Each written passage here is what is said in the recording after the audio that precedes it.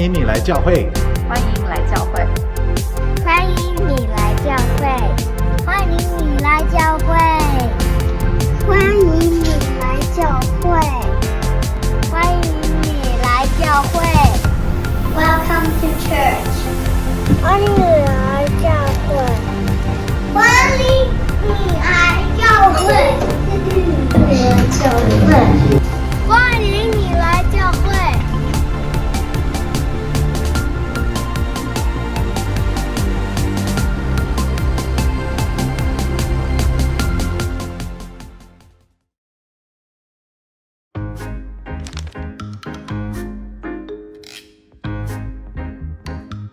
God's people were near the land of Canaan. This was the promised land, the place God said Abraham's descendants would one day live. The Israelites had wandered in the wilderness for 40 years. The older generation had died. Moses, their leader, had died too, and now it was time for the remaining people to go into the land. God chose Joshua to be the new leader of Israel. It was a big job, but God encouraged Joshua. He promised to give Joshua success in the land. God said, "No one will be able to stand against you as long as you live. I will be with you, just as I was with Moses. I will not leave you or abandon you." Then God said, "Be strong and courageous." God wanted Joshua to lead the people into the land because he had promised it to his people. God said, "Be strong and very courageous to obey everything Moses taught you. Study, remember, and obey the commands written in the book of instruction. If you do this, you will be successful in whatever you do." God encouraged Joshua again. "Be strong and courageous. Do not be afraid or discouraged, for I, the Lord your God, will be with you wherever you go." So Joshua sent a message throughout the Israelites' camp. "Get ready. We are going to cross the Jordan River and take this land. God is giving it to us, just like he promised." The Israelites agreed and got ready. "We will do everything you have commanded us," they told Joshua. "We will go everywhere you send us. We will obey you like we obeyed Moses. We trust that God will be with you like he was with Moses." God encouraged Joshua and promised to be with him as he led the Israelites into the Promised Land, where they would be victorious and find rest. We have victory over sin and rest for our souls in Jesus, who is always with us and leads us into the Promised Land of God's kingdom.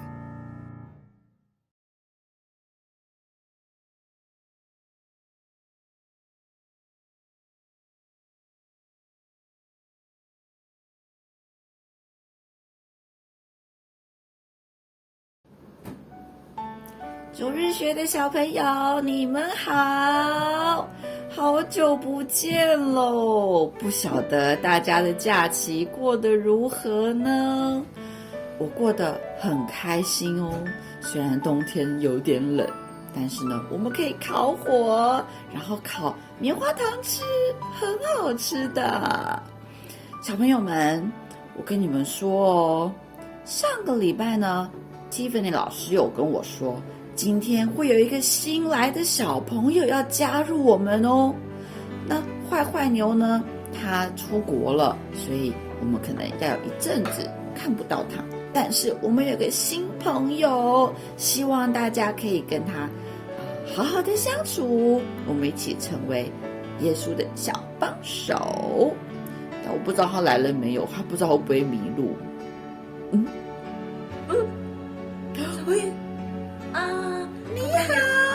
你就是我们的新朋友吗？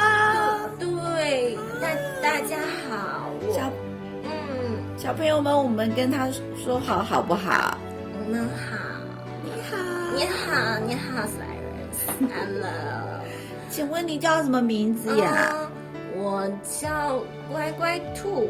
乖乖兔啊，跳兔，对，因为有乖乖呀，我年纪。我以为你跟我一样都叫乖乖，没有，原来你是跳兔。是我跳兔你好。你好，我有点紧张，对不起。小朋友们，跳跳兔有点紧张耶。没有关系，我跟你说，请你别紧张。好，在这里的每一个小朋友都非常棒哦，好像我们后面的 Cyrus 一样。你好，你好，你好。可是，还是会有点害怕哦。小朋友们，我相信大家也都有过这样的情况。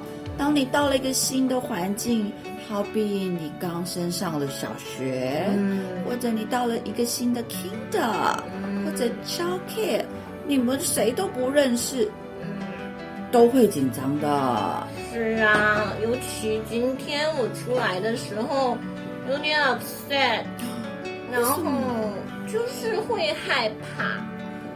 然后可是爸爸妈妈一直跟我说不要害怕，你看哥哥姐姐都已经去过 Kinder 啦，他们都没事啊。可是我就是会害怕。我知道的，我觉得呢，这个算是很正常的，毕竟别人走过，你没走过呀。别人经历过，但你没经历过呀。所以呢，我告诉你哦，你不用紧张，因为耶稣会跟你在一起。耶稣说呢，他会保护我们。所以当你特别紧张、特别害怕的时候，你要跟耶稣祷告。所以我要跟耶稣说，耶稣，我有点害怕，请你帮助我。是的，所以小朋友们如果有跟我一样的情况，那么也可以跟耶稣祷告啊，然后让耶稣来帮助我们适应新的环境或者新的考验。是的，上帝耶稣他看顾我们每一个人，他看顾了现在在主日学的小朋友们，他一定也会看顾一个新来的小朋友的。感谢主，哈利路亚，耶！那么好像听 Tiffany 老师说，我们今天还有一个新的叔叔牧师要给我们有一个 Q&A 的一个环节耶，那我们要去看一下吗？好呀，好，小朋友，那我们下周见喽，拜拜。